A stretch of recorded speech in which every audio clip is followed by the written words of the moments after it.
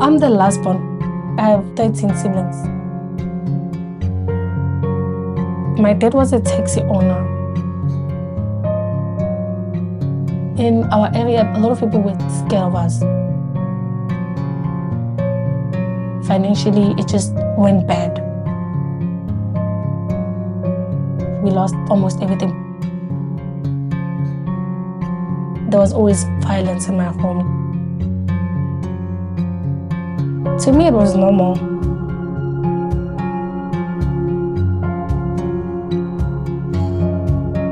You're listening to Not the Same, a podcast that brings you true stories of real people sharing their personal testimonies of transformation. I am your host, Rachel Heimberg. Let's go ahead and get right into it today.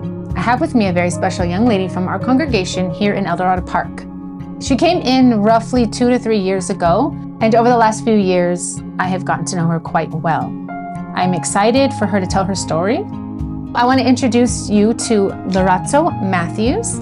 So thank you. Thank you for having me. It's such an honor. Because I listen to each and every one of them, literally.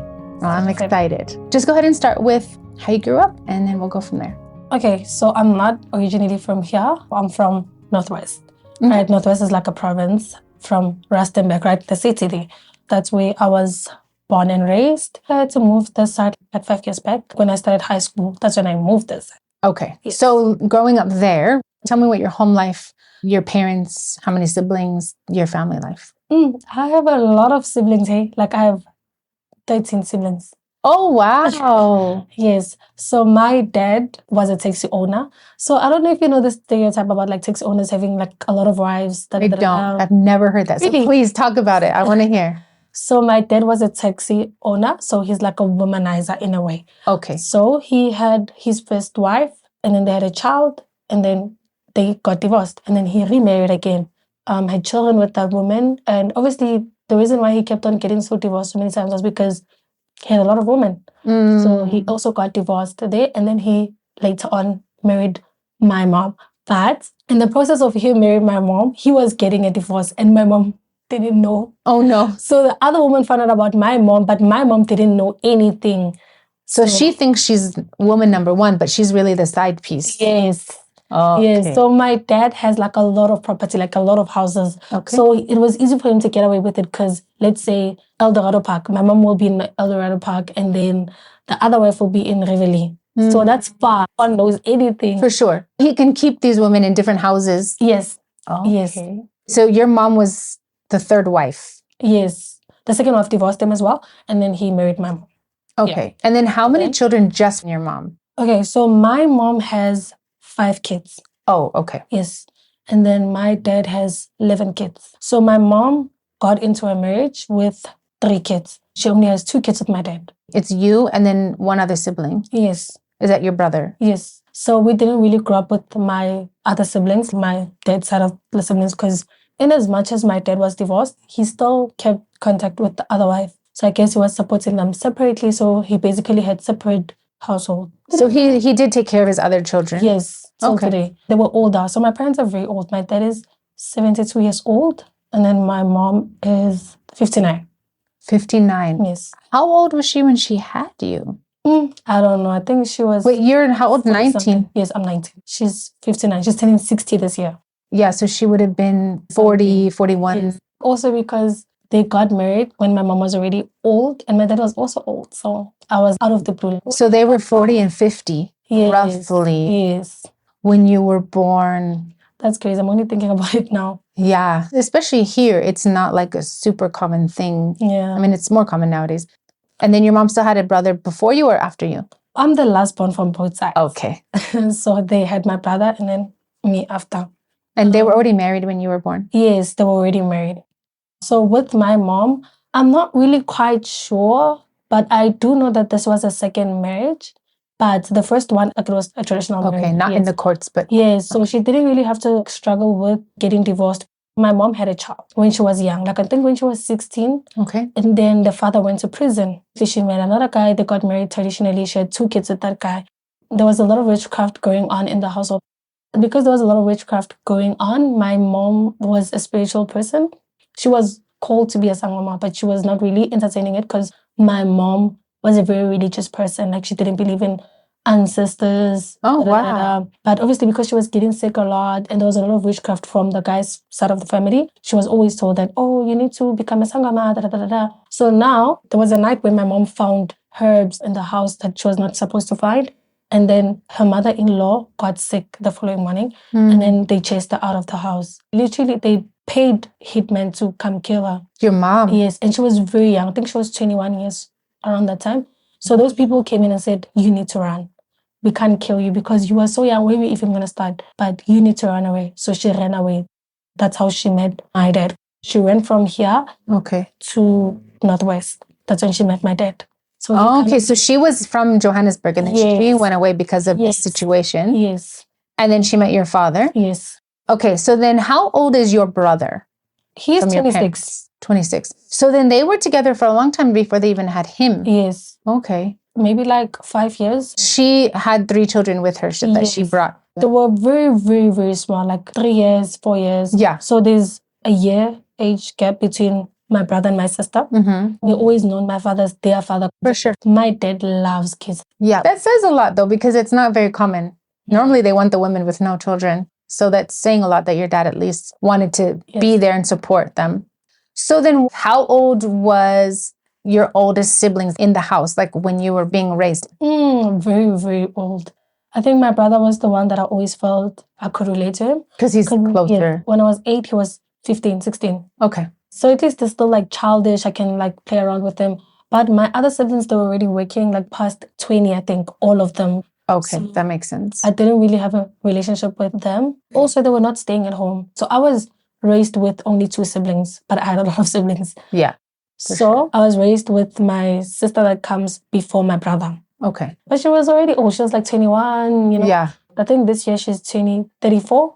Wow. So then when you were young, obviously this is all stuff that you've learned later, right? But then growing up in that situation, did you guys live in a city or was it a rural area?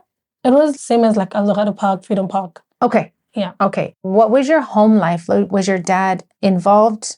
Did your mom work? Like, what was your home life like growing up? Okay, so like I said, my dad was a taxi owner. And also he had like cows, stuff like that. I don't know what do they call those things. Like a plaza, something like that. I don't know. I don't know the word here. Yeah. We would just say a farmer or a rancher or something. Yes, basically he owned that. Yes. Okay. And so I would say my dad pretty much had like money. Okay. I guess that's why it was easy for women to just be attracted to him. So when we were growing up, we had everything, honestly. I never ever went to bed hungry. But my dad was a very, very violent person. My dad was always quiet. I think I've only started hearing my dad speak more when he's older now. But before, my dad was a very violent person, owned a gun. So in our area, a lot of people were scared of us.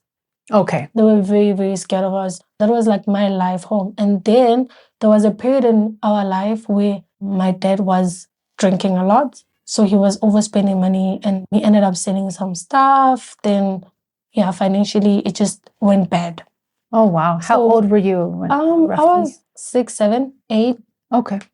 I don't know. I was always like a pretty mature kid, if I can put it in that way, because I've always noticed things. Yeah. My mom I can see that even now, because I know when you just had your birthday and you were 19, and I think a lot of people were like, she's only 19. Yes, yeah. We feel like you're more grown because of life, right? Yes.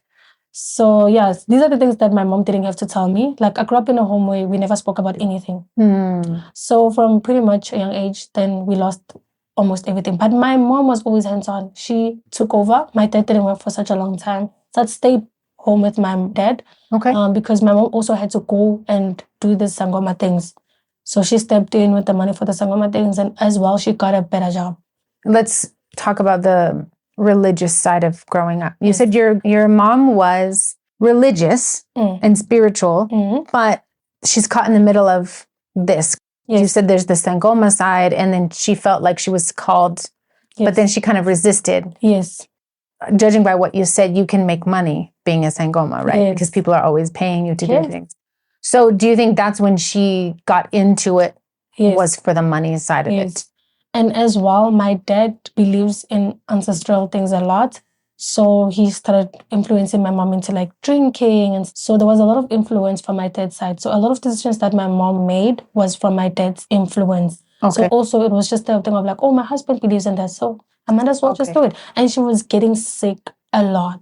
Sometimes my mom would wake up, her legs are not working. Wow. So that's when they decided that, you know what, you have to do this. So now I stayed home with my dad. While your mom was working? But I've always been a daddy's girl because I was always left with my dad. So my mom worked. Her job was pretty much demanding. Like, she never had time for us. But she's my mom, so we never really noticed that it was like, oh. Yeah, seems normal when you're young. Because also she would come with nice stuff. So it's like, oh, mom, you know. So we never really noticed that, oh, she's not being here for like a week because she brings nice stuff. So it's, oh, hi, mom, you know. Yeah. Your dad, did his drinking slow down once the money left, or it just always stayed? He wasn't really like a drunkard, but he would pretty much drink every weekend. Okay. Yeah. So during the week, no. But the weekends would be. Yes. And my mom also started doing that. They were not really like drunkards until like later on. So would you say it was pretty stable growing up? Honestly, to me, it was normal. Like, everything was just normal. But there was always violence in my home. Like, we were just that weird family that we know at night it's about to go down. Wow. And it was normal to us. Like, my dad would come back drunk. My mom is very close with her brother. Okay. So her brother would come in sometimes and visit, maybe to like look for work that side. And then all the time when he comes in, like, he'd also take care of us because he's my uncle, you know. Okay. So this is your mom's brother, you said? Yes. Okay. So I think my dad and my uncle were not getting along. I don't know what was the story between them, but my dad would come drunk at 12 a.m. and then he'd start hitting my uncle, and then there's fights, there's violence, and people would just not even come out anymore because they're used to it. Yeah. I think when I was 8, it was like around December. So 2 houses away, there's this other woman. She's my mom's best friend. So her kids were also like my best friend. So we grew up with them and they were hosting like a party or something. So we were all having fun, But I was always hanging around my parents. I was never with other kids. So I can see there's a bit of tension, like something is going on. My dad is giving my mom an eye. We all knew my dad is a violent person. He takes off like very easily. He has a temper. And then there was another guy flirting with my mom, you know. But my mom is a very friendly person. Like, she's touchy and friendly with everyone. Yeah. So she was busy being herself. And plus she's drunk. Yep. So my dad is like, let's go. It's time to go now. So my mom is like, okay, cool. So we go home. When we get there, he started hitting her. I think that was the first time I've ever seen my dad hit my mom. And how old are you? You said 8? Yes. And then I remember just screaming and going back to the party, calling people. Did the cops get involved ever, or yes, just okay? It was bad, but I don't really remember how bad it was because I have this thing. I will remember that something happened, but I won't remember like vividly what happened. My brain just shuts down those kind of memories. That's very common because this isn't normal, even though it seems normal to some people. You know, those kinds of things. And so a lot of times a coping mechanism is to shut it down. You know, put it in a little box and let's leave it to the side. Let's not talk about it. So you know what happened, but you don't know the details. Yes. I think the reason why it happened like that also because I loved my dad. I was the daddy's girl. So I was like, no, it can't be my dad. I was very much in denial because I remember the next day when the police came, I was like, I want my dad. Like, I was crying for my dad. But my mom is bruised. Like, I didn't care about her. I want my dad. Don't take away my dad from me. Yeah. You know? So my mom told me that my brother was older. He was a teenager. He was filled with rage. So my mom sat down with him and she was like, I have to make a decision. I can't do this. I'm tired of the violence. That's the only incident I've ever seen in my life, you know? So I didn't think my dad was violent. So you think it was just the one time? Yes, I thought it was just the one time. For my other siblings, they don't really tell me what went wrong, but I heard them whisper around like, oh, I also experienced the same thing. So all experienced the same thing. I see. But mom says it was to make a decision. I need to let go of this man. And my brother was convinced of that, like, no, I'm still young. Like, she needs him. She can't grow up without her father. My brother hated my dad. But for your sake? Yes, for my sake. Yeah. My brother around those times started smoking cigarettes, weed. And I was the one that caught him all the time. I was a noisy kid. Like, I knew everything that was happening in my household. I was just never vocal about it. I can see you being like that, though. I think I'm still like that. Watching. Yes. Yeah, you know you are for sure. So now, when I was 9, I remember my brother's age. I think he was 15, 16. He got onto drugs. So my mom decided that with the money that she got, she's going to stop drinking and renovate the house. She wanted to build like rooms at the back of the house. So in Northwest, they have a lot, like a big land. So you can do whatever you want. So my mom was like, you know what? I'm going to build about 10 rooms at the back. So you can rent them out. Yes. So when they're renovating the house, we had to all stay in one room at the back because it was finished. Wow. All of us, like literally all 5 of us. That can be awkward in like a small room now. All of you guys are cramped up. No, for sure. So I was sleeping with my brother. So because he got into drugs, he molested me. I don't really remember the memories well, but I only remember these memories because a few years back, he touched me. That's when I remembered the memories. And I remember just snipping. Wow. So all like from my primary years, 8 to 12 years, I didn't remember. I just remember being uncomfortable with him, but I don't remember what happened. It was only when I was 13, I got triggered and I was like, oh. And then they all came back to you. Yes, they all came back. Wow. During that time when everything happened, I remember just laying there on the bed and he was touching me. And then I remember him wanting to penetrate me and then I pushed him. Like I said, I was a very noisy kid, but I would keep quiet about a lot of things. I kept things to myself. Well, you probably felt like there's things you couldn't talk about. Yes. So I kept it to myself. I grew up like a normal child. So real quick, let me just ask, you said because he got into the drugs. So you point to that. You don't think he would have done that if he hadn't gotten his brain messed up with that? No. With drugs? Was he high and stuff? Would he do the drugs and then be in the house? Yes. Okay. But obviously most of the time I wouldn't know because I was not with him.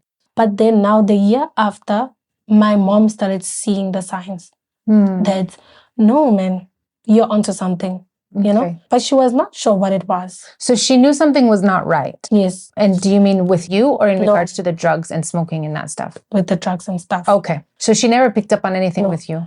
As a child, I was a very quiet child. So you could never see if I'm not okay or okay. Because I just sit and just look at people. The only time you'd see me shouting and whatever, I was with boys outside. I liked playing with boys. Yeah. So that's when you'd see... Like being rough. Yes. Yeah. So that's when you'd see a bit of my personality. I never liked playing with girls. So that's the only time they'll see, oh, she's alive. Like, yeah. She's no, I get you. I get you. Yeah.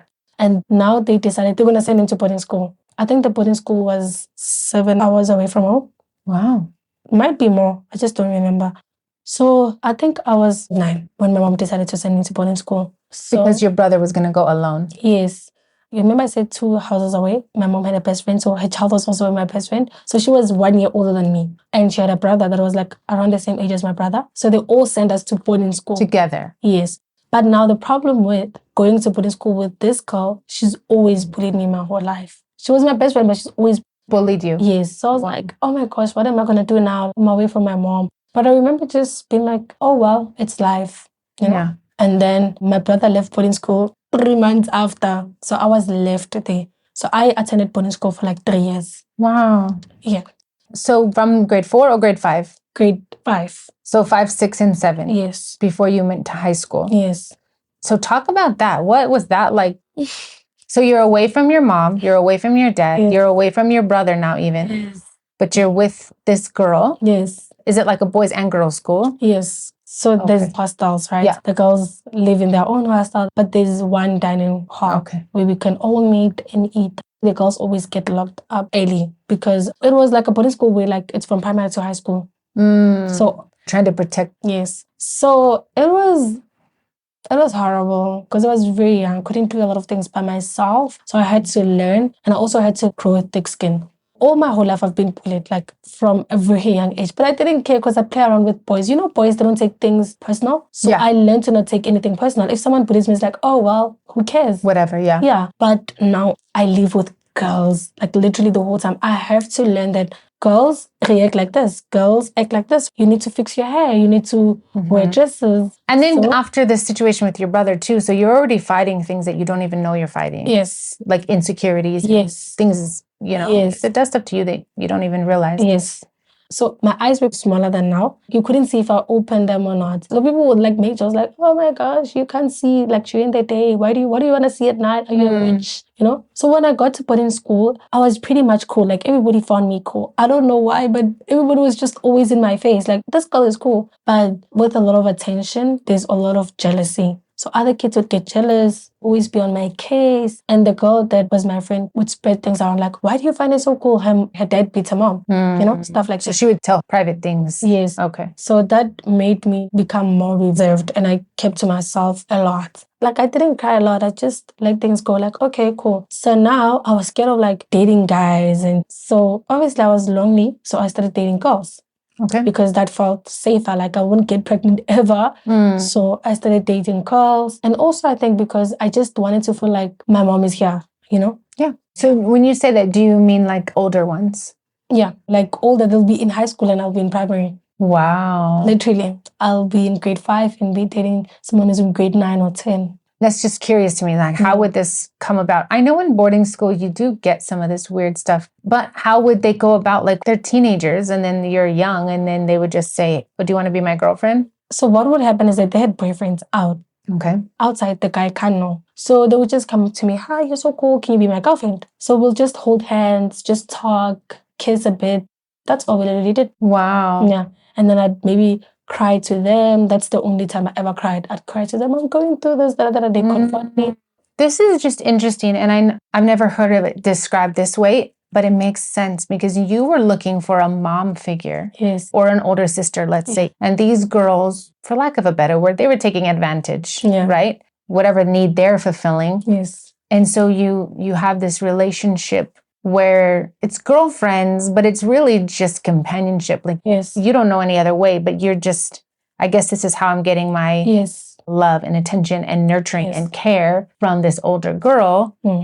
That's a really interesting dynamic. I honestly haven't heard about that. So my mom would come maybe after 2 weeks. She was trying to repair our relationship. Yeah. She would come with a lot of snacks, a lot of food for me. So they would get that. And also, so a lot of my clothes were big. So they just take my clothes. Oh, I get to wear her cool stuff and stuff like that. So your mom had money enough. So you were the cool girl in the sense of she had food, she had clothes, she had this. Yes. So they were using you for that stuff. And then you in return were using them for that nurturing and companionship that you wanted. Yes. But my mom was very protective of me. In hostels, no mother or parent is allowed to go in. Yeah. So I didn't know. My mom would write my name and my clothes. I didn't know where though, because she'd hide it. So she'd see someone pass with something that's similar to me. She's like, no. But then another person, she's like, no. Those are your clothes. And then she'd go back like, come here, let me see that clothes. And then she would just check at the back, go in the hostel, like literally in and search every girl who's in my room or near my room. And then she'd take my stuff and she'd be so mad and she'd take me home for a day though. And then tomorrow I have to come back because she's not allowed to take me. Yeah. But my mom was a bit crazy. So she'd pass there literally like, I'm taking my kid. I'm not. Like it doesn't matter what you say. I don't need a permit to take my kid. So I guess at some point people stopped taking my clothes because they knew I had a crazy mother. So they stopped. You said it lasted for those 3 years. Yeah. 5, 6, and 7, right? Yes. Yeah.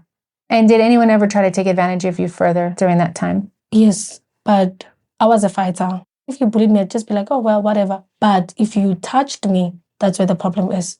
I don't know why, but I've always been this way. Obviously, I didn't know at that time that it's because of the memory. For sure. It was hidden. Like, if someone touched me inappropriately, I was gonna beat you up to a point where you will be bleeding. My mom always had cases where she had to come to school because you're bleeding. Yes. Even if you were just bullying me, if I would let you like say whatever you want, who cares? But if you touched me, I was going to beat you up. Obviously, spiritually, you have this anger and all that stuff coming from your background. Yes. Yeah. And I always thought it came from like my dad being violent and violence at home. So I was just angry because of that. And I had a temper because of that. But I didn't know like the actual problem. Yes, for sure. They never really took advantage of me because they knew if you touch her, she's going to kill you. Don't try it. Wow. Don't attempt. That protected you though, in that sense, Yeah. Also, I think I was very religious. So we had a church there. I'd always go to church. But I didn't really know much about God. I just go to church. That's the only time where I get to have peace, And there's no one bullying me. There's no one who expects anything from me. So is that what drew you to the church or the chapel or whatever it was? Do you feel like you were searching for something like that? Because you said you felt peace. Did you ever go to church growing up? Yes. At home? From a very, very young age, I'd go church hopping. Like my parents would take us to the church and then they'd leave. I still go. Literally, I go alone, wake up in the morning, ask my mom, what time is it? She tells me that I go to church. My mom would even wake up and prepare me for church because she knew I wanted to go to church. And what did you like about that? What drew you there? Just the fact that I know when I go to church, those 3 to 4 hours, there's no one who's bullying me. There's no violence. There's just the preacher preaching. And I'm just sitting at the back with my thoughts. So you're just at peace. Yes, nothing is happening. Wow. So for a very young age, I've always went to church. So even at the boarding school, then you felt like this is your time of peace. Yes. But did you ever hear about salvation before? No. Okay. So you just knew this was a place of peace? Yes. But you didn't know what to do with it? Yes. So then what happens in high school? Because did you switch schools? You moved to Joburg? What happened?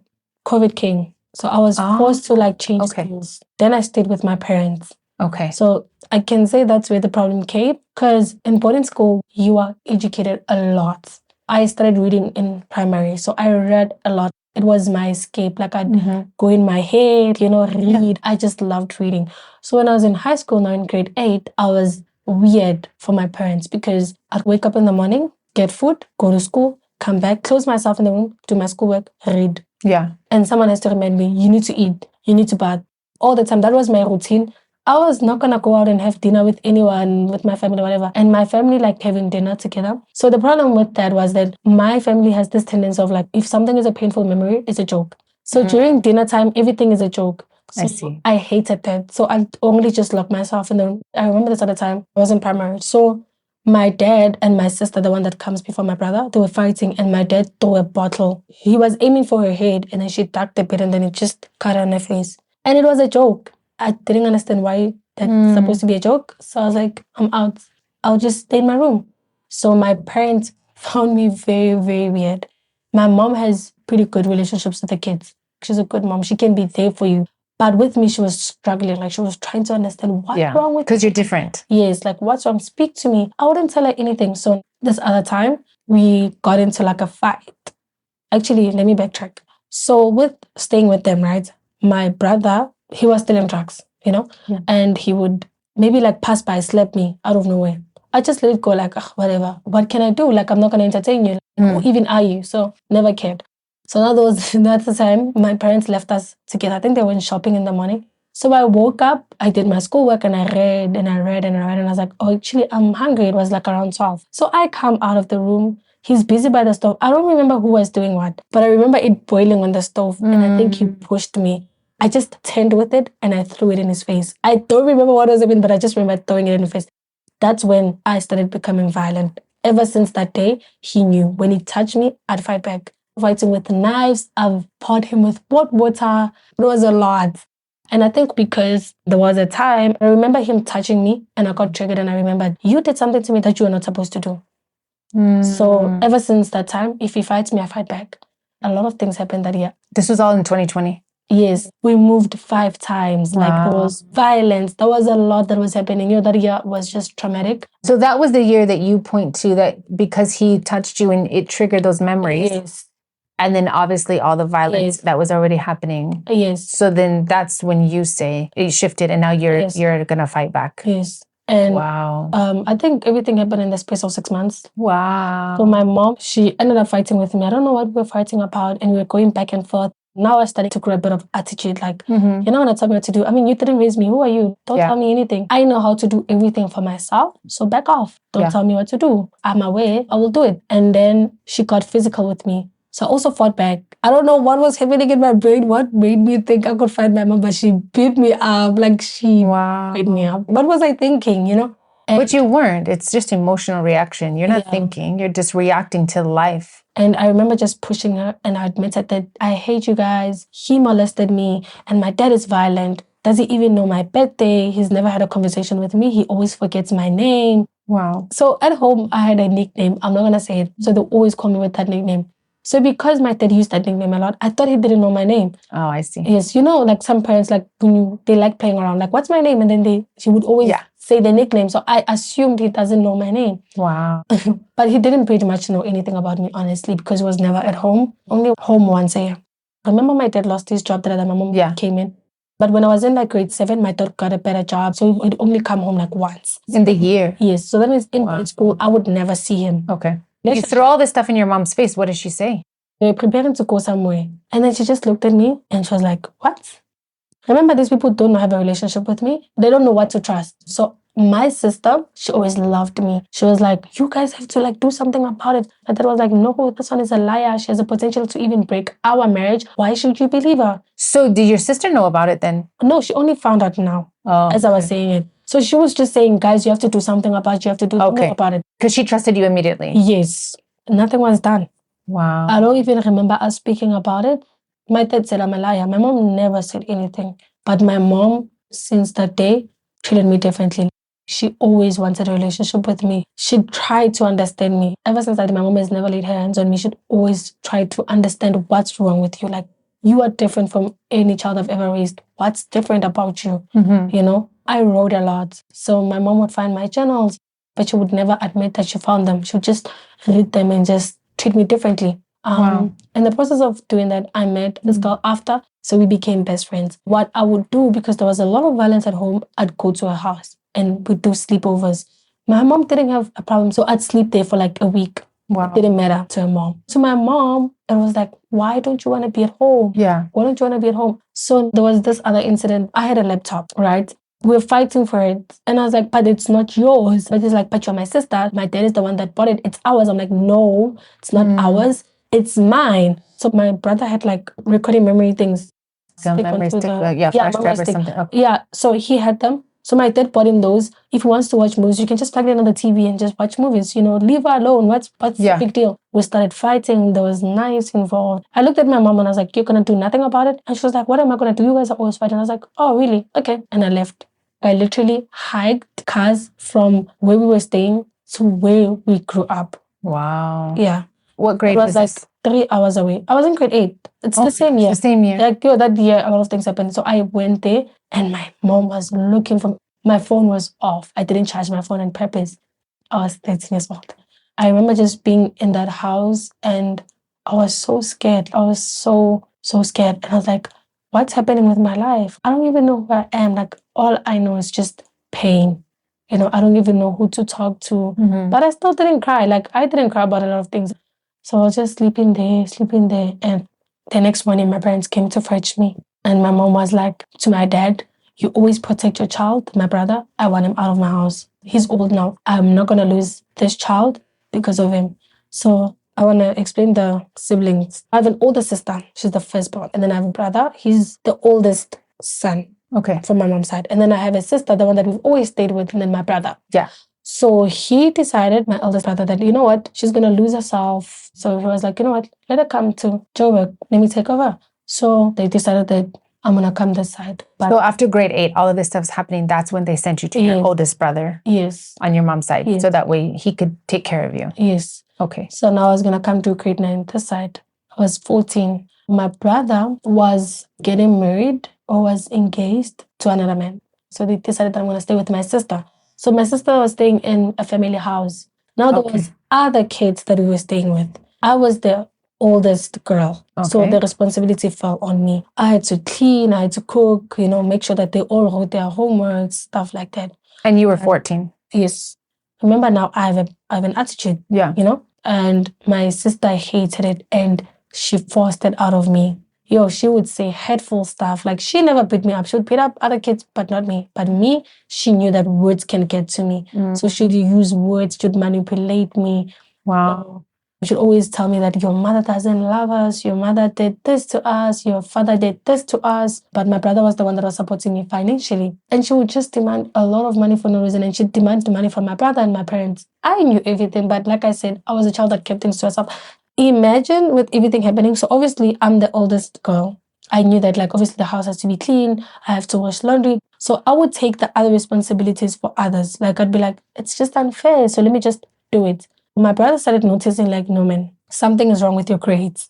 It's not like you. No matter what's happening, your grades are always high. Like, what's wrong? I was like, nothing, you know, maybe it's just a new environment. I'm not used to this side. But my brother was like, no, something is wrong. So my mom told him when something is wrong, she doesn't say anything, but something is wrong. Eventually, I ended up just telling my mom that, like, I can't do this anymore. I don't even have time to, like, do my homework. I have to do everything. My sister keeps telling me, like, she's the queen of the house. We must all be her maids. And because I had a bit of an attitude, I just felt like maybe the way she's treating me is right. Like she's just disciplining me. But I was realizing that no, man, this is not discipline now. She's just abuse. Yeah. And she was very manipulative. Hey. So her daughter is the same age as me. Whoa. Okay. So your niece is the same age as you. Yes. Obviously, because we know your parents are older, they had 100 kids. So your niece is the same age as you. Your sister had 2 kids. So she had a small child. Yes. She was 9, 10. She was the princess of the house. Others would get mistreated. And literally, I remember this other time my sister said to me, she has school. I'll be like, I also have school. Then she'll be like, you're back chatting. I always knew that's why your parents decided to move you around. They don't love you. It's because you have an attitude, stuff like that.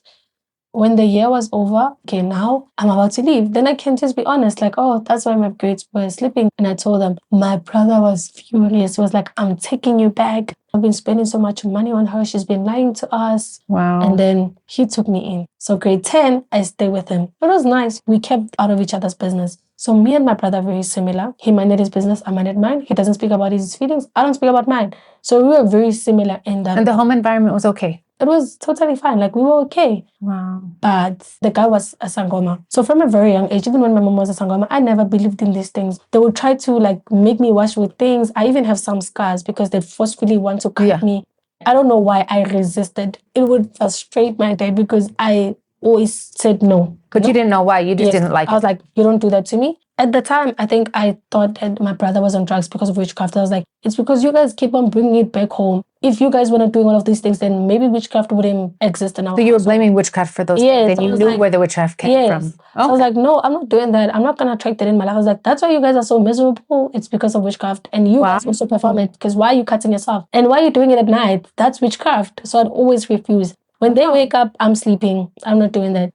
So obviously, when I'm sleeping, they'd cut me. They'd do all of those stuff. So he was a sangoma. It was a church that I was going to. This is your brother's husband? He's a sangoma? He's a sangoma. Okay. So where we were staying in Lenasia. So where we were staying, there was a Christian church. So I'd go there all the time, every Sunday. And he had a problem with it. He would make remarks, but I didn't care. Yeah. So now, I'm in high school. Obviously now I get introduced to boys, weed. But I was not there yet. I was just I had a lot of friends, Not a lot, but just I had cool friends. Yeah. You just chill all the time. Yes. Okay. Now I experience violence again.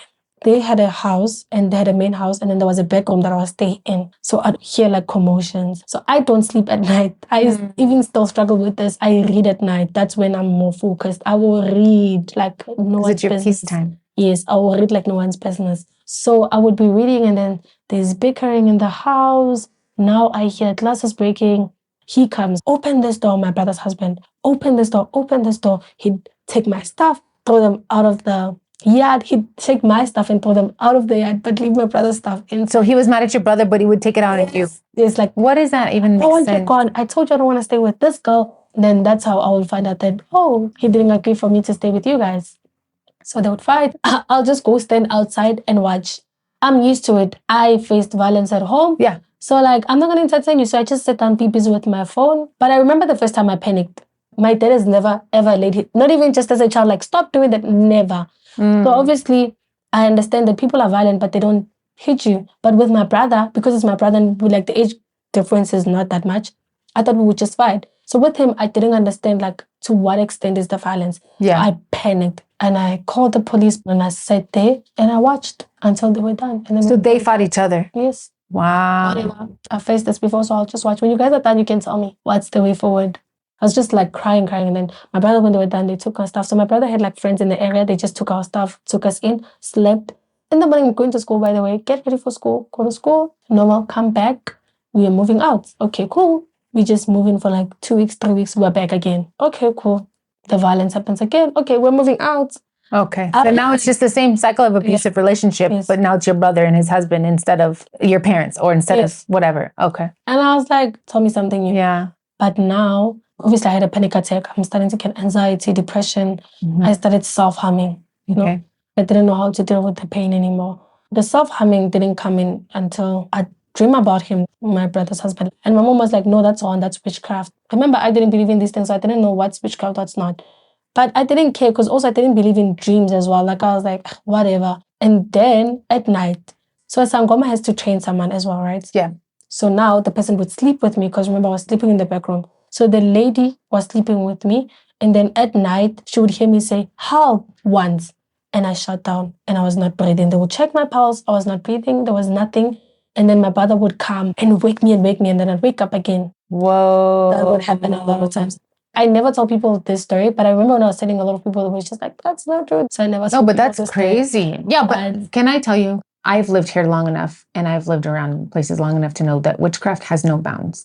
Yeah. And when you're talking about physical things that don't seem possible, when you talk about them spiritually, absolutely anything can happen because we live in a very spiritual world and your whole family's opened you up. Your whole family's involved in all this stuff. So really anything is possible. Yes. I've heard stories and anything is possible. Yes. So I'm not disinclined to believe you at all. So that's when the self-harming came in because that's the only time I ever felt like in control of myself because I didn't understand. When they wake me up, I just wake up and cry. What happened? Like, what just happened? Because everyone now is in my face and I just woke up. But when I wake up, there's just this feeling of fear. Yeah. Like, I'm scared. Like, what just happened to me? And it happened over and over again. That's when self-harming, like, really, it was bad. And then how old were you by this age? I was 15.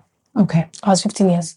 So it happened for like about 2 years because we're staying with him, moving in, come back. Did anyone ever confront you about your self-harm? Did anyone ever know? So I don't know how my mom found out. I think one day she called me and I broke down and I told her.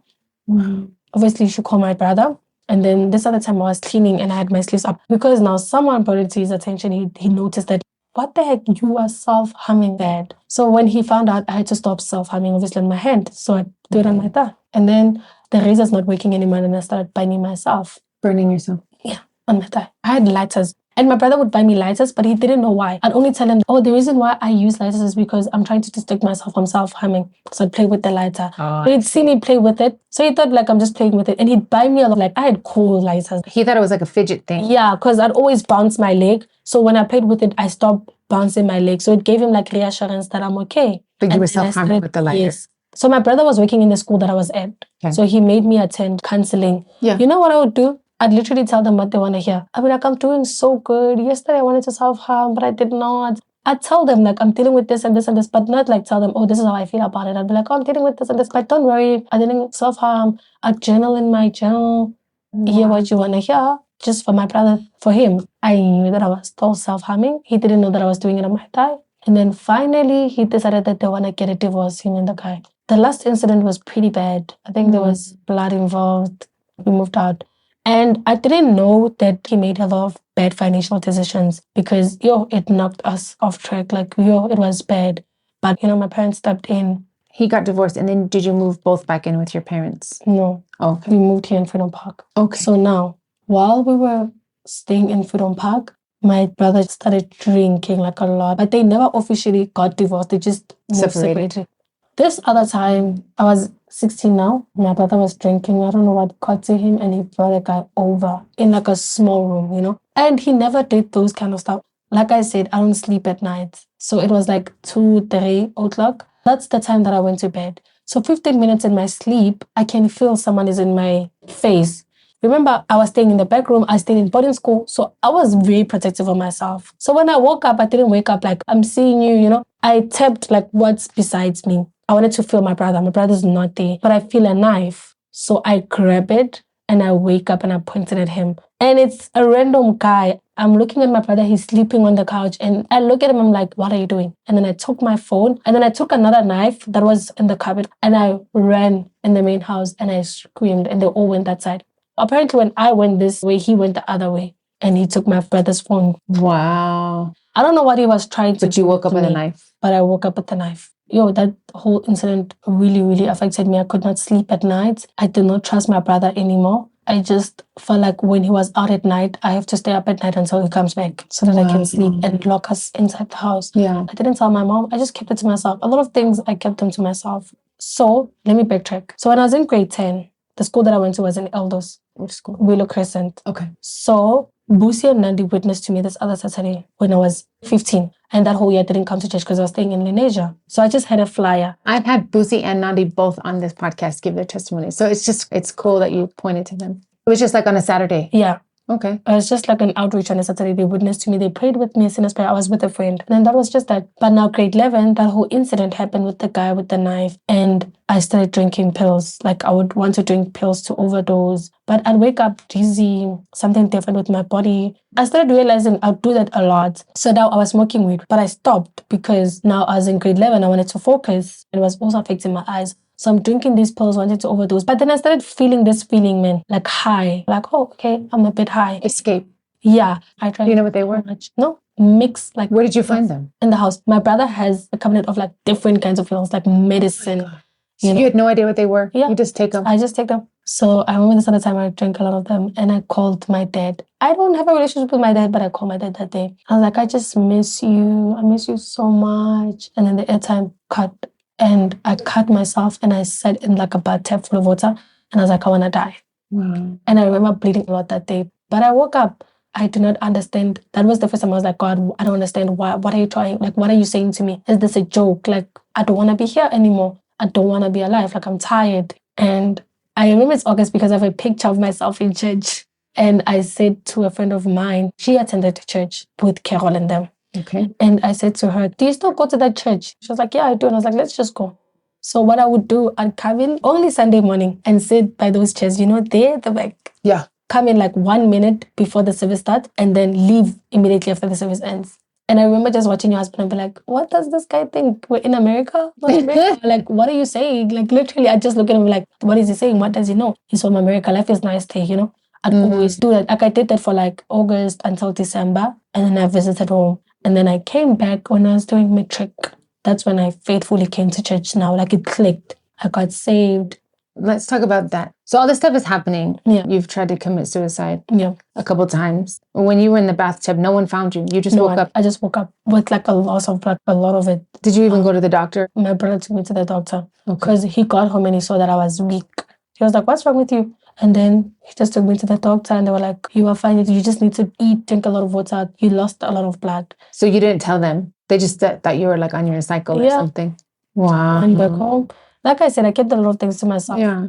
So then when you came in, you just came in for a few months, then you went home for December, back in Jan. Let me tell you what actually made me want to get saved, genuinely get saved. I could always answer the altar call, but it didn't click. What's salvation? So that December, that friend, she was dealing with also witchcraft things. They said she has to be a sangoma. So at night when we were sleeping, she'd scream and I'd pray. I remember I don't know what I was saying, but I was praying and she'd be fine. And I was like, wow. So God is real. I think he can also do that for me. He can heal me. I can get healed. He can heal my broken family. The violence was still going on. But God is real. Like I prayed for this girl and she's fine. Like, That's crazy that you saw that yourself. Yes. I don't even remember what I was saying. I just remember just praying for her. And then January, when I was doing matric, I got saved. Like literally from there, I remember just asking my husband, I want to join ministry. So there's not really like a one moment, but you cried out to God and you saw God fix the situation. Yes. Then that's what was like, wow, this is real. Yes. I think that's when it clicked what salvation is. I didn't even think much of it. But when that happened, it was like, oh, so salvation means that you get saved. You have your own personal relationship with God. God helps you with a lot of things. He heals you. And then, but now when I came to church, my brother just started becoming violent. And I remember just come back from church and it was just bang me with a buckler or just what? Like a buckler. What do you guys call it? I don't know. It's like a security door. You see here by the church, this sliding thing. Oh, okay. Yes. Like a slime gate. Yes, but that one, it's like a door. You open it. Yes. We call them storm doors or we call them security doors. Yeah. Okay. Yeah. So he hit me with it. Go back where you're coming from. So he was pretty much fine with you with all the other stuff. But as soon as you started coming to church and changing, then he's angry now. Yeah. Now he wants to be violent with you personally. Yeah. I was also like a child that never went anywhere. I was not going out. So it was a bit of a problem for him. Like, what's with this church, And then I don't remember who advised me, but I remember someone advising me that you need to speak to your pastors. And then I went to Pastor Lieben and just told him that like, I'm going through this and this. And then I was like, that is not acceptable. You can't keep on living like that. This other time, people don't actually know the story, like what happened. So my brother, like I said, financially, he was struggling now. Plus also the drinking. And this is the whole year of matric, right? Yes. That's going on. So now, this other friend of mine, her mom is like a loan shark. My brother was like, can you please go ask her to borrow us money? Okay, cool. How much do you need? So at that time, I was selling perfumes. So financially, we were not struggling to a point where now we were not eating, but he always was struggling with money. So my parents came in. So now he's like, I must go borrow that money. I'm like, okay, cool. I have some money in my bank. I can give it to you. He's like, no, just go borrow that money. When I went there, that lady was like, can you please go withdraw it at the bank and then just go take it to your brother? So I came late and he started throwing me with bottles and just hitting me. And I had an exam Monday. And I was like, Pastor Demon said this is unacceptable. What do I do? And I remember that Sunday morning, I just went to go withdraw my money. And then I gave it to him because I saved up a lot. So I was like, you know what, just have my money. I'm out. And I just got up and I dressed up for church. I was just tired. And I spoke to Pastor. I'm like, I am so tired. I can't do this anymore. Like, I can't. And obviously, Pastor Levin decided to take me in. Yeah. Because I think once you realize it's not normal, once you get to a place where this whole year you've been seeing God change you, you've been seeing this, then you start to realize that is not normal. That's not okay. Like you said that it was when Pastor Lieben said, this is not acceptable. Then you realize it's not. Why have I been letting it be okay and normalized behavior that's not normal? That's when it becomes exhausting. Now you're seeing it for what it is and you're like, whoa, this is not okay. This is not normal. I know salvation is a journey, right? But in this whole time going from 11th grade to 12th grade and in this transition time where you really feel like you get it, what was the biggest thing that made you feel at peace with the decision? Like, what was it that God did in you that you realized this is serious and for life? Like, I want to be here. I want to stay. Describe like that kind of revelation where you no longer wanted to self-harm, but the shift. So for me, it was on a 180 concert, and I think Nkosi Nat and them were performing, and their lyrics are very relatable. So I just felt like I can stop self-harming. That was the day that I felt like, you know what, I'm done. Like if these people can stand on stage and speak about how you can stop. There's this girl that was like suicidal. I'm not sure. Yeah, it was a friend. I'm not really sure, but I think that's what touched me as well. Wow. And I was like, oh, because I always believed that I was a weird kid. There was something wrong with me, but I realized that there's nothing wrong with me. I'm just broken. So that's really powerful. I think they'll really enjoy hearing that. That what they wrote about actually changes lives because it gave you the hope that you needed. Yes. Wow, that's amazing. Yeah. That's really amazing, actually. So what would you say to a young girl listening? What would you say from your life experiences to keep them going? Or if you could talk to your past self or someone that's going through the same thing, what would you tell them? I just say to them that like a lot of things don't have to make sense. Like a lot of decisions that you make, for example, Pastor Levin was guiding me, was not making them. So deciding that even if my brother's going to be violent, I'm still going to come to church. Even if I have to move out at an early age, like a lot of things don't make sense. They don't have to. But I know definitely God will come through. Any decision that you make regarding salvation doesn't have to make sense to me or to that girl or to whoever. It doesn't have to make sense. Just obey God. He will help you. I was very young. I moved out when I was 17, so it didn't make sense. But till today, God is still moving in my life. He's still moving. So nothing has to make sense to you in that moment. Just keep on believing God will help you. He will. I love that perspective. We do try to figure everything out and we want it to make sense. But I love that you said it doesn't have to make sense to me. It doesn't make sense, but I'm going to trust that what my pastors, what my headship, what this older saint is telling me because of their life, then you see in time, God still has come through and God still makes good on his promises. Even with my brother, when I had to move out and stuff, I was like, I'm used to the violence. Why do I want to move out now? It was not making sense to me, but now it is. The devil we know, we think is safer than the devil we don't know, right? So I'm comfortable in the violence because I know it, but I don't know what's out there in this new situation. And then culture tells you one thing, and this other stuff doesn't make sense, but it's okay. It doesn't have to. God is still gonna work it out. Wow, that's really special. I really like that a lot. Thank you. Thank you so much for taking the time and telling me. Your story was full of surprises. I know you, like you said, over and over. You don't talk about a lot of stuff. So I know that in those times you did come and talk to me, and I know we had some serious conversations, and I remember telling you, like, don't give up. Don't give up. It's going to be okay. You know, I remember standing in the back prayer room and you're just so upset and crying. And I was like, it's okay. Don't give up. Just keep going, keep doing the right thing. And now here we are 2 years later. And wow, you're on the edge of a brand new chapter, a wedding coming up in May. And that's really cool. Just see what God's done in your life. Thank you. I really appreciate it. Thank you so much for having me. Some of the things I even forgot about them, but this really made me reflect on what God has done in my life. Absolutely. Yeah. Absolutely. That's why I love doing this. It makes all of us realize God really has changed. Yeah, He did so much. Yeah. In my life, inside my heart as well. Yeah. I can even speak about it without crying anymore. That's a big deal because I know a lot of those things, man, are very emotional. And looking at you, you would never say that all those things were there, like the violence and the anger and all the craziness, because you really are such a beautiful person. Watching you with people, you're always smiling and you're funny and you're not that person anymore. Yeah. And that to me is why I love doing this, because I get to see who you are and then I learn about who you were and I'm like, how is that even the same person? Yeah. Because of God. God is so faithful. That's awesome. So Yeah. I want to take this time to say thank you to my listeners. Without a listener, the story can't be heard. If you would like to contact me with questions, comments, or ideas, you can do so through the podcast email, notthesame.cfm@gmail.com. Take a moment to rate and review on whichever platform you're using. Like, subscribe, follow, and most of all, share. Last but not least, I encourage you to take a moment and examine yourself. If you're not a Christian or perhaps don't know, you can be. The Bible tells us that out of pure love, God sent His only Son to die for our sin. A simple prayer is all it takes to acknowledge your sin, to recognize Jesus paid for that sin on the cross, and to sincerely ask for forgiveness. Until next time, this is Rachel Heimberg, and you've been listening to Not the Same.